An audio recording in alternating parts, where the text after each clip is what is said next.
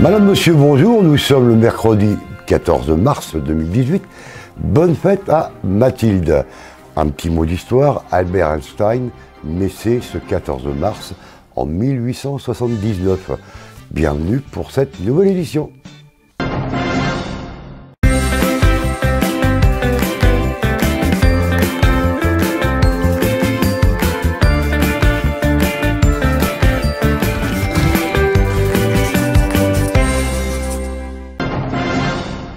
Une nouvelle rubrique avec Hervé Chemel du GAEC de la Croix-Soleil.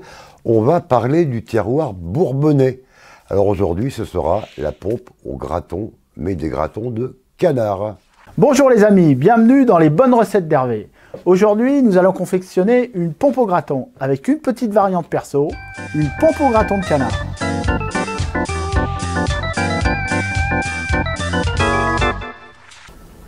La pompe au graton est un produit du terroir bourbonnais, faite avec des gratons de porc. Je vais apporter une petite variante aujourd'hui à la recette. Nous allons intégrer des gratons de canard. Pour ce faire, nous allons utiliser 500 g de farine, 7 g de sel, 65 g d'eau auquel nous allons incorporer 10 g de levure de boulanger, 2 œufs fermiers, 75 g de graisse de canard ramollie et pour finir 100 g de gratons de canard.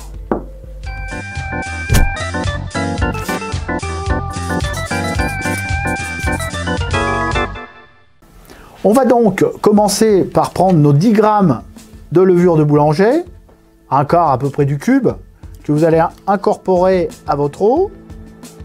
Vous allez laisser fondre.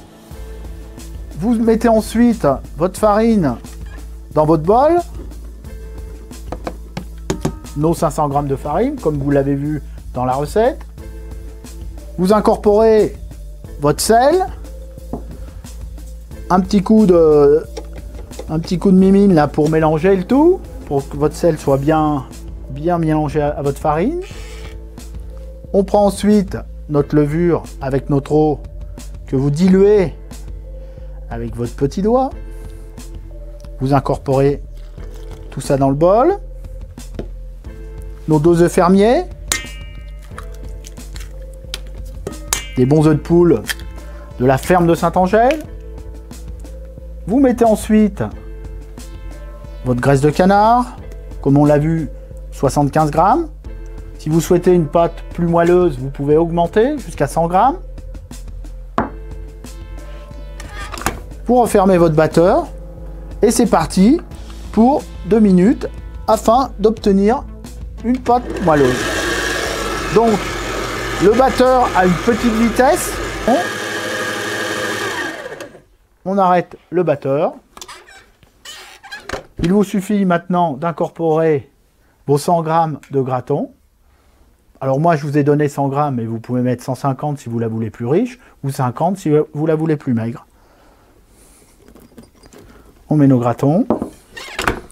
Et là, 30 secondes à petite vitesse. On l'arrête. Comme ici, on fait une petite quantité, eh bien, il faut rabattre un petit peu la farine sur le centre du bol pour arriver à une pâte bien homogène. On est reparti, environ entre 3 et 4 minutes pour arriver à cette pâte homogène. Pour les gens qui n'ont pas de batteur, eh bien, vos petites mains dans un bol, et puis voilà, on est à peu près bon. Le pétrissage de notre pâte est désormais fini. Nous sortons la boule de notre bol. Vous la façonnez de façon à avoir une belle boule. Il ne vous reste plus qu'à mettre votre pâte au frigo pendant 12 heures.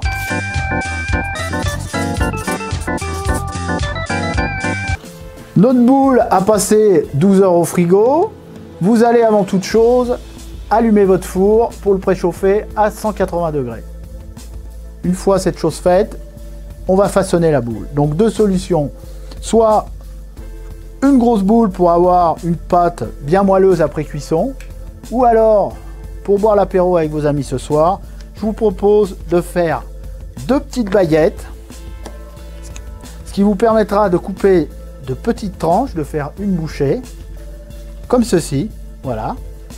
N'oubliez pas, avant de mettre votre pompe au graton au four, de badigeonner la pâte avec un jaune d'œuf ou alors avec du café, ce qui va nous donner une pâte bien dorée.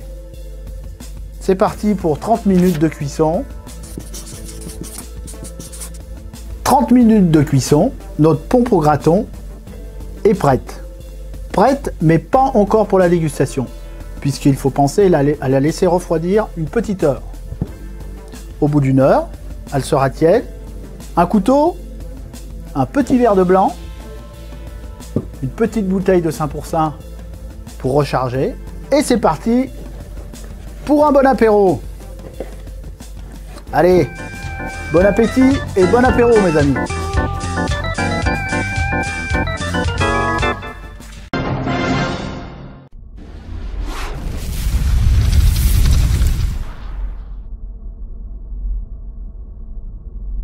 Connaissez-vous le BNI à Montluçon?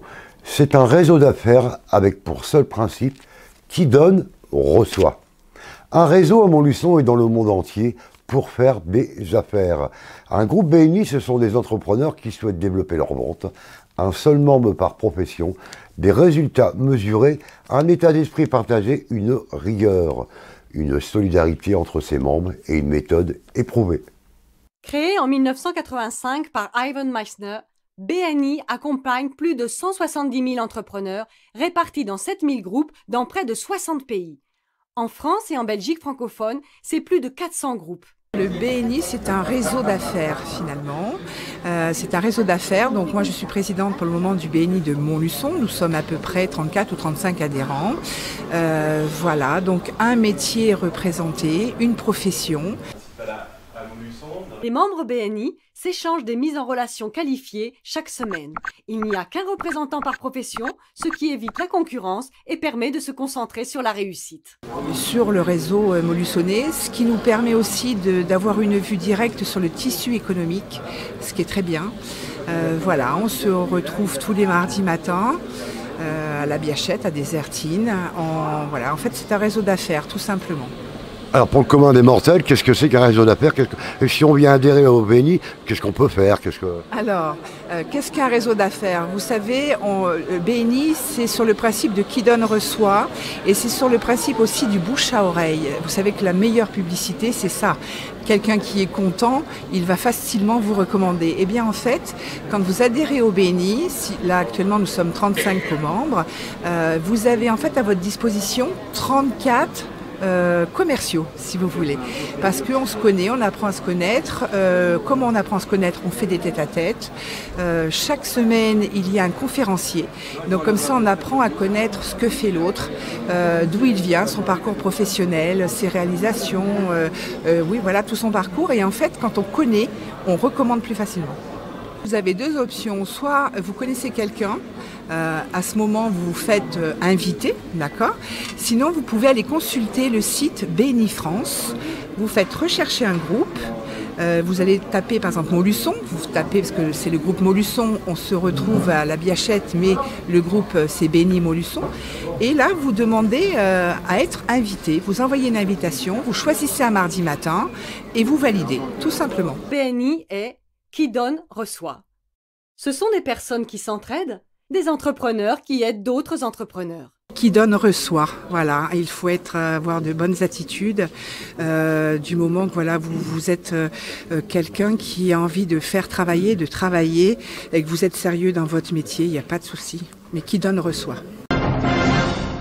Plus de 200 bovins lors du concours d'animaux de boucherie charolais au parc des expositions de Montluçon. Depuis plus de 50 ans, les éleveurs présentent les plus beaux joyaux de leurs élevages. En cette période difficile pour les éleveurs, le comité des concours a voulu mettre l'accent sur la qualité de leur travail, en présentant un prestigieux concours d'animaux de boucherie charolais. Plus de 200 bovins lors du concours d'animaux de boucherie charolais au parc des expositions de Montluçon. tous les ans, c'est 3 semaines et demie avant Pâques. Le concours, il est reconnu au niveau national. C'est-à-dire qu'il y a une fédération nationale, donc où il y a au niveau national, il y a beaucoup de concours, et dont lui est reconnu en tant que concours de haute qualité génétique. D'accord. C'est pour ça. Et au niveau charolais chez nous. D'accord. Depuis plus de 50 ans, les éleveurs présentent les plus beaux joyaux de leurs élevages. Même plus de 50 ans, parce qu'on a fêté les 50 ans il y a 3 ou 4 ans. Donc il y a plus de 50 ans que ça existe. C'est le salon de l'agriculture à Montluçon. C'est les plus belles bêtes de la région qui sont présentées ici sur 3 jours. Aujourd'hui c'est l'entrée, demain c'est le concours et jeudi c'est la présentation au public. Parce qu'à Paris, il y a quelques-unes comme ça, mais c'est des animaux reproducteurs à Paris. D'accord. Tandis que là, c'est tous des animaux qui vont aller à la boucherie dans le mois qui va venir. En cette période difficile pour les éleveurs, le comité des concours a voulu mettre l'accent sur la qualité de leur travail, en présentant un prestigieux concours d'animaux de boucherie charolais. C'est la fleur de l'élevage quand même. Vous en avez 2 ou 3 dans chaque élevage qui se retrouvent ici. C'est une viande qu'il faut... un animal déjà qui est au moins 3 ans, que ce soit un mâle ou une femelle, qui ait au moins 3 ans, qui soit élevé l'été dans les prairies et engraissé après avec des aliments complémentaires. C'est la qualité de l'éleveur de savoir quelle bête est de qualité et quelle bête il va emmener au concours. C'est toute l'art d'être éleveur.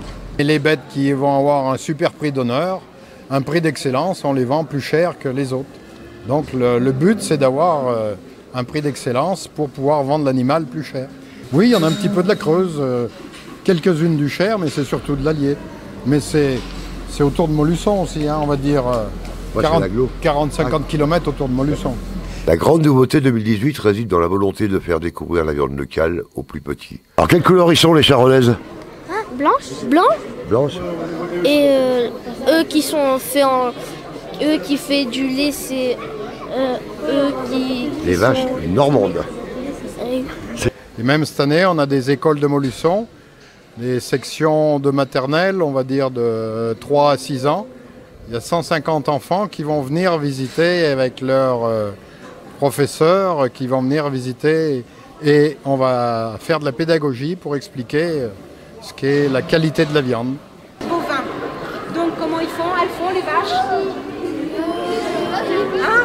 Comment? On a un univers de 5 éleveurs de bovins, ovins, donc voilà, les chevaux, etc. Donc il y a une petite histoire et avec cet univers, on leur parle d'environnement, de bien-être animal, de voilà. On avait fait ça il y a 15 ans, c'est la première année depuis 15 ans qu'on reçoit des enfants sur le concours parce que c'est très difficile, il va falloir canaliser les enfants. Il y a aussi du risque, c'est dangereux, même si les bêtes sont attachées, il ne faut pas que les enfants aillent trop près. Oui, sensibiliser au circuit court, mais même sensibiliser tout court ce qu'est un animal et ce qu'est de la viande de qualité. De la viande qu'on ne va pas retrouver dans les plats préparés, dans les raviolis, etc. 150 enfants de cette école du bassin montluçonnais ont participé à des ateliers pédagogiques, des dégustations de viande, une sensibilisation au circuit court. Oui, on a fait premier avec le Grand Prix de la ville de Montluçon. On est basé sur la commune de Vernay, à une quinzaine de kilomètres. Un peu de fierté, une belle récompense, du travail accompli toute l'année. Oui, on a vendu hier aux boucheries Saint-Jean de Montluçon, boucherie Victor à Montluçon et boucherie Dumont, Saint-Pourçain, Le Monté et Vichy. C'est une fierté quand même d'en arriver là, d'avoir récupéré ce Grand Prix de la ville de Montluçon. C'est un monde en crise vers un avenir très incertain pour le monde des agriculteurs en grande généralité.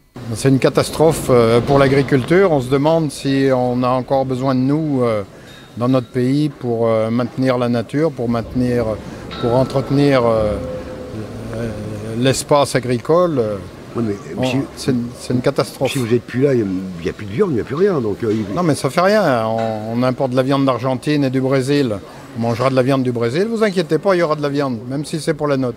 Ça ne sera pas de la qualité, mais il y aura de la viande. Oh, c'est de plus en plus dur, les prix sont de plus en plus bas et je ne sais pas où ça va nous mener tout ça.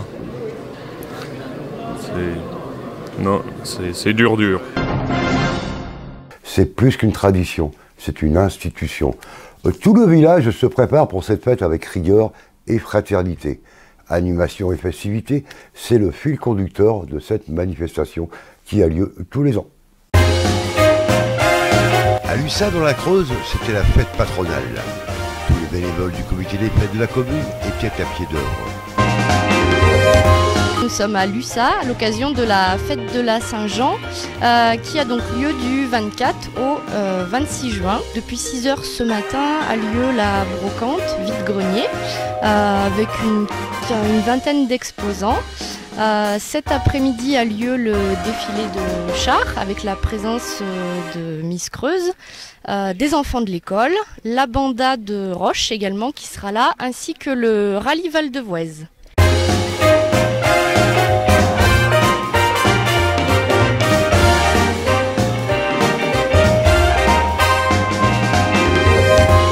On a commencé avec un concours de pétanque qui avait lieu à 14 h 30. On a eu 46 équipes qui étaient présentes. Ensuite, le soir, nous avions un buffet campagnard où ont assisté un peu plus de 145 personnes. Demain, fin des hostilités, aura lieu la course cycliste organisée en partenariat avec le Vélo Club de Gouzon à 15 h.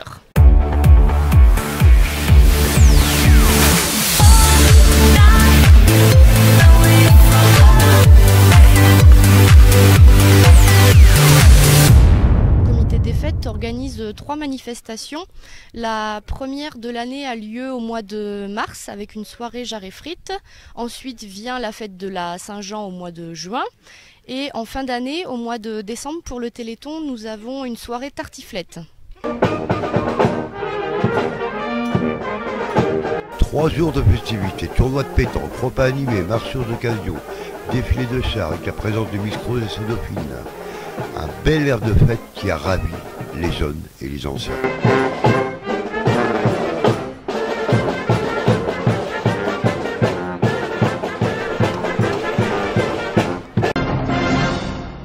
Merci de votre attention. Rendez-vous donc demain à la même heure, 19 h, et portez-vous bien.